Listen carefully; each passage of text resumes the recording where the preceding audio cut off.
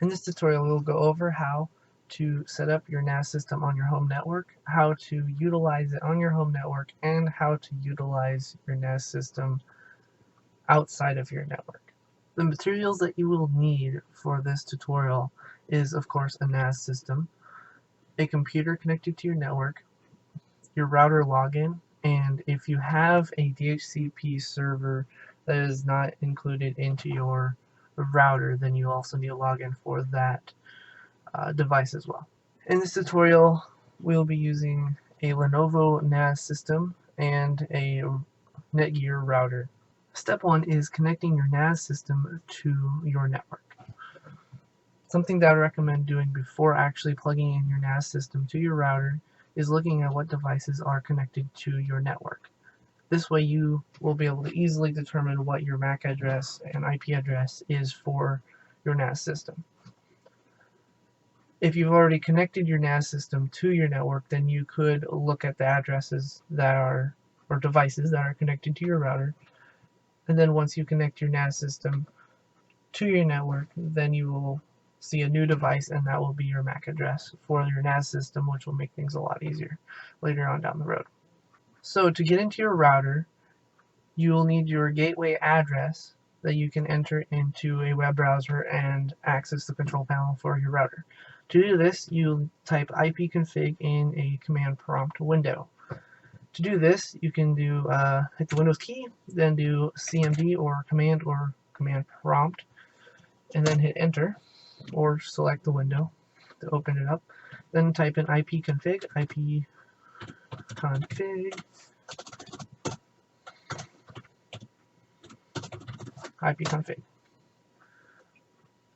ipconfig is a command that does not harm your computer. It simply tells the command prompt that you want to know what your configuration is for your device. This will also bring back the default gateway, which is what we need here. So let's copy this and then open a web browser and then paste that in the web browser. And then you will need your router login to log into your router. So once you're in your router, you will need to navigate to the location that lets you see where your attached devices are on your router. In this case, I'm using a Netgear router, and you can either click this button here, attached devices, or over here, attached devices.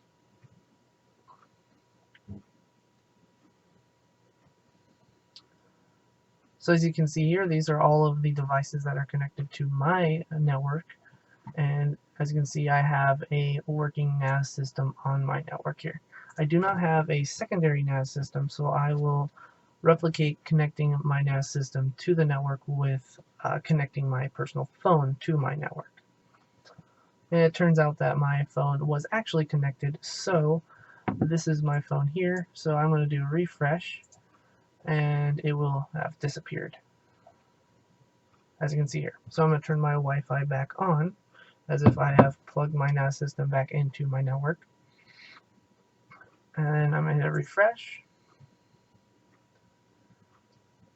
and it shows up here.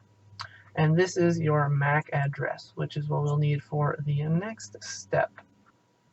Step 2 is to reserve an address for your NAS system. If you don't do this, then there's a chance of your address no longer being assigned to your NAS system, and it will cause you to have to redo all of these steps after this point, because your address will have changed, and then all of our redirection, or our shortcuts essentially, will be directed to a device that will not be able to handle our shortcuts, aka file transfer shortcuts.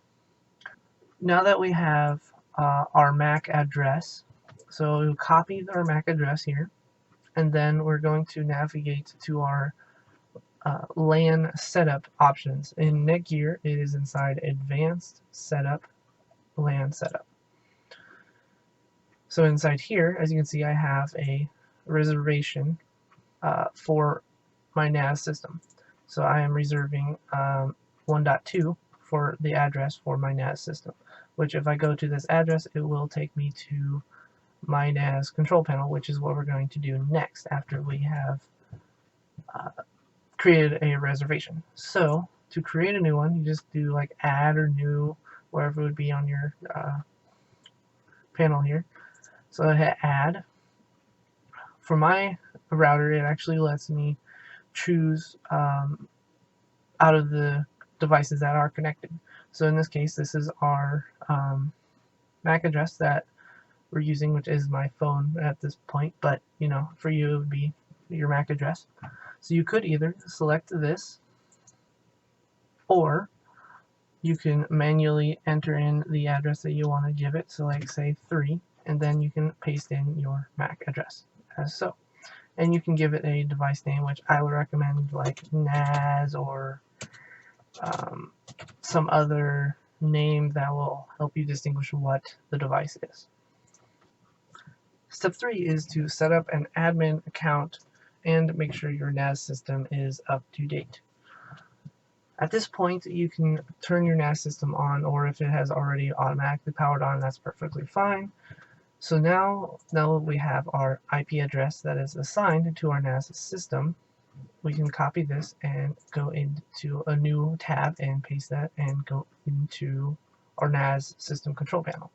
If this does not work, it's likely because it is associated with the initial IP address that it was given, and then you'll have to go into your DHCP settings in your router and tell it to revoke all IP address leases so that it will reinitialize all of the leases of addresses and will free up the address that you've statically assigned to your NAS system.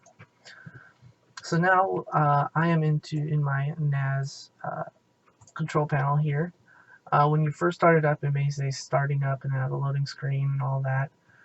And then it'll give you a pop-up to create your admin account and set up your NAS system. So once you're through that whole process, you'll be able to go to, or you'll be brought to a main menu with all the different options to like check for updates and all that.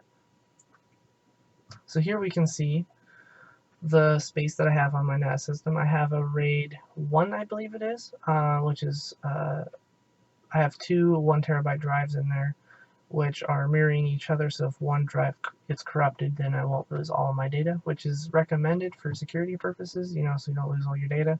But if you want maximum space, you don't have to do a RAID 1. I think it's a RAID 0 to use both drives.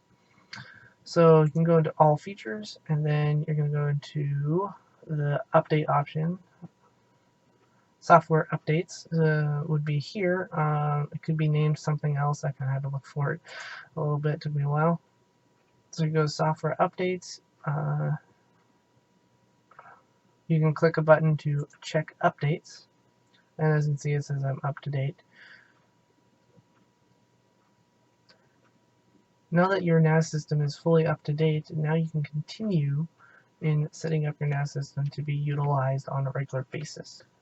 Step 4 is to set up a user account and a shared folder for that user. Once you're in the main menu, you should be able to click a button for users and groups, or some other name that's similar. Sometimes it might be named like shared. If it's not there, it might have to be in shared folders, and then you'd create an account for that shared folder, or whatnot. So here I'm going to create a new user, pretending that these guys are not here at all. So I'm going to add a user. So you can do a name. Let's just name it Bob. Descriptive name. Bob is a test. See if that works. Just do Bob1234 for the password. I would recommend something highly more secure than Bob1234. But I am deleting this account after this video, so it doesn't really matter. And then I can make this person an admin, and I can create a folder for this person automatically that's secured by clicking that, I believe. But we'll skip that and let's just go to create. Don't save. So now Bob is a user on our NAS system. So let's go back to home. It may be a little bit confusing because for the Lenovo system, if you hit home, it takes you directly to all the folder file system and not the settings. So you have to click home, and then the home button turns into a settings button. So if we just hit the X here, then it'll take us back to our settings, our main settings window. So now that we have Bob as our user account, let's go into shares and create a shared folder for Bob. So add a share, let's name it Bob's folder. And then we'll do hit create. So now that Bob has a folder now we need to make sure he has access to it. So access permissions. Steve is the only one who has access, which is our admin, be my admin account for my NAS system. So to add Bob to the folder, I guess you can allow all users to access the folder, but I would highly recommend not doing that. So if you have multiple different users on the NAS system, then only certain people can read and write to the folders, and some people can only read, and so that they don't edit your folder or delete your files without your permission. So let's add access permissions and add Bob to the list. May take a little bit, and then we can also revoke permissions for his own folder, make it to where he can only read his own folder and then really frustrate him. But let's just leave it as a read and write and hit apply. And now Bob has access to that folder. Step 5 is allow internet protocols on your NAS system. So now we are at the settings main window here. We can go to protocols. It may be under a different name, it might even be under settings in your like configuration or settings or whatnot in your NAS system. But for my NAS system, it is right here under protocols. So let's go into protocols and enable certain protocols here.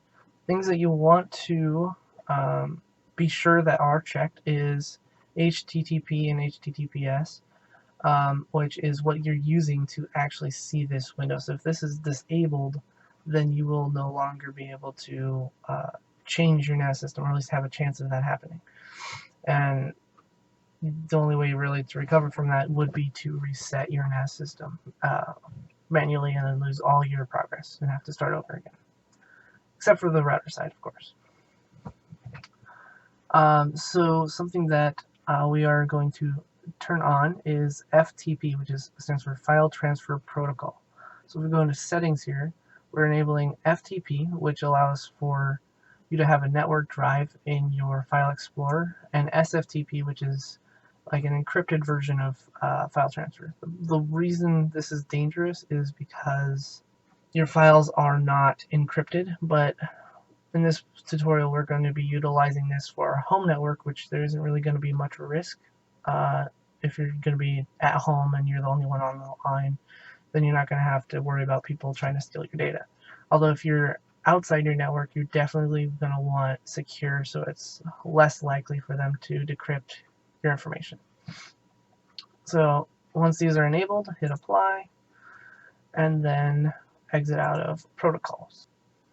Step 6 is setting up a network drive in your File Explorer using FTP and the account that we just set up. So to do this, we're going to open your File Explorer, or this PC. Probably go into Windows and then do this PC and open it up, and then it'll pop up right here. So as you can see, I already have a network drive for my NAS system. So let's replicate this. So once you're in this PC, right click, add a network location. And then hit next, and then choose a custom network location. Now you're going to use your address for your NAS system for this. So I have that in my clipboard, I apologize. But this is the address for my NAS system. So if we hit next, there's going to be an error, and then it'll give me some helpful tips here.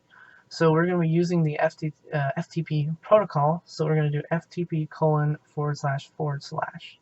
So lowercase FTP : // and then our address for our NAS system. So hit next.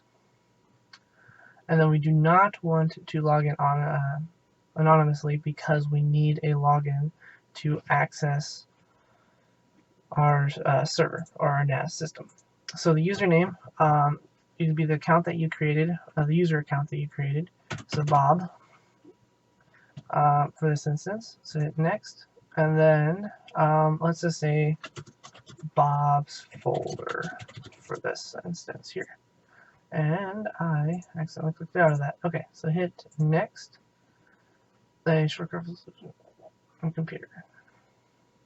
Okay, and then you'll get a prompt once we hit finish that we need to log in. So it's trying to access the. I think due to the fact that I have my Steve folder here and I have it remember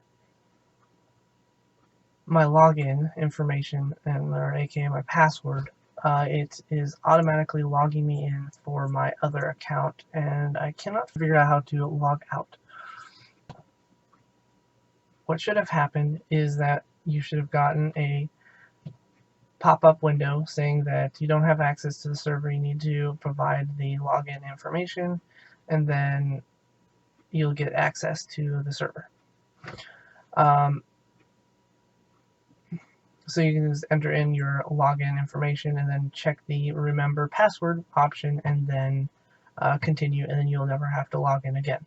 I think the fact that I did that with my other account, it is auto logging me in to that account, and I'm seeing these other files for that account, but this folder itself is empty. So we'll use my other account here for the example here. So let's say I want to go into my folder, which is the location of the account, and I can click and drag a file over here and it will pop up on the NAS system. And to prove that it is up there, we can go back to our control panel window, go to home, and then it will go into our Skippy folder, and then it is right there, that temporary folder there, and I did not want to open that. Now our network drive is successfully working on our machine. Not on mine apparently, but it was working before, and I don't know entirely exactly why it's not working now. But it should work on your system flawlessly. Step 7 is to port forward SFTP traffic to your NAS system. To do this, we need to copy or make note of our address for our NAS system, and then we'll go to the port forwarding options on the router. For this router here, it's going to be inside advanced setup, and then port forwarding, port triggering. So this is the service that I have set up already. So let's take a look at what's inside this service. So I have the SFTP. I'm pretty sure this is just a name. It doesn't really do much. I'm using TCP UDP, and then using port 22, and our address is right here. So I'm going to hit cancel and delete this role and recreate it. So add custom service, service name, SFTP. You don't have to name it that way. I'm pretty sure you can name it whatever you want. I'm going to say SFTP for NAS, for Steve NAS. And then I'm going to use port 22. And then I'm going to use the Steve address and hit apply. And there you go. SFTP for Steve NAS. This isn't specific. I just named it because that's what my NAS system is named. And then using port 22 to port 22 and using the address here. The danger with this is that you're opening your network up to be accessed from anywhere in the world. This can be a danger, but you're only opening it up a small bit with using only one port, which is for Secure File Transfer Protocol, which is what is required for you to access your NAS system remotely. Given that you're at home and you likely don't have a target on your back like a big corporation like Walmart, you're likely not going to be targeted at all. And if that, it's very hard to get in with just this small of a hole in your network. The final step is accessing your NAS system remotely. In this instance, I am still connected to my home network, but I will be using an alternate address, which is my outside router's address, which we port forwarded to our NAS system. The first thing that you will need is your outside router's address. You can get this by simply Googling "what is my IP?" Is my IP. I will blur this out because this is sort of a security risk, if you will, for me, because anyone can access my network using this IP address and will open me up for attacks, especially since I have a port open on my network. Granted, having my port closed on my network does not guarantee that I will be safe, but it does add an extra little bit layer of risk by having a port forwarded network. So next up, we'll use a program called FileZilla. You'll need some type of program that will be able to transfer files via a specific protocol, FTP or SFTP, Secure File Transfer Protocol. So let's open up FileZilla here. So the host address is going to be my outside IP address, which is also going to be blurred out, but it is similar to my NAS system address, at least similar dot structure. And then I'm going to use our username. Let's try and use Bob, and our password, Bob1234. And then our port is going to be 22 because we're using SFTP, and that is the only port that is enabled on our router. Let's do quick connect here. This will give you a flag here because your NAS system does not necessarily have a security key to ensure that this isn't a virus or whatnot, or a malicious server you're trying to connect to. So I'm going to check always trust this host because it is my host that I'm trying to connect to. So I'm going to hit OK. And then we have successfully connected to Bob's folder here, which we were unable to do with our server, our network folder. Sorry. So we can go in here inside Bob's folder, and let's say we want to upload that same test file again. And now we have successfully uploaded that file, and we can test this by going into our NAS system and going into Bob's folder, and there we go, and that test file is there. So there you go. Now you have remote access to your NAS system. Granted, I am on my home network, but this will work, and I have tested this on another network. Another thing you can do is look for FTP file transfer programs for your phone. One program that I did find for an Android device is FTP. This does the same thing as this FileZilla program here, but it is on your phone, so you can still access your files remotely on your phone using data and not a Wi-Fi connection. Thanks for watching, and see you next time.